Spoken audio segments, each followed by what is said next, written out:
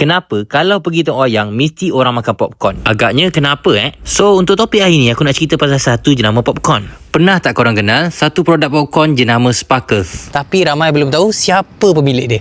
Hai, selamat datang ke Sparkles Popcorn, produk Bumi Putra Johor. Biasa tak nampak dua produk ni? Inilah yang paling ramai suka. Dan kami adalah salah satu syarikat yang mempunyai halal, mesti, HACCP dan JMP.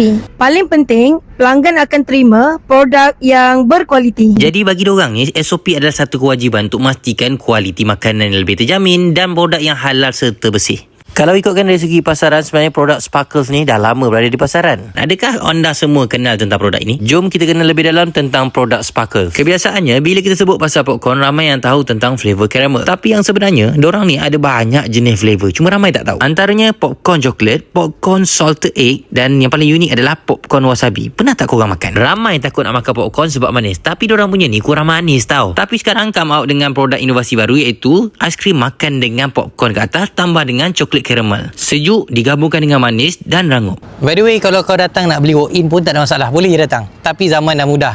Tekan je kat ujung jari, semuanya boleh dapat terus direct ke rumah korang. Yes, dekat Agro Bazaar online ni semua benda ada. Mudah dan dipercayai. Tinggal korang tekan dan check out.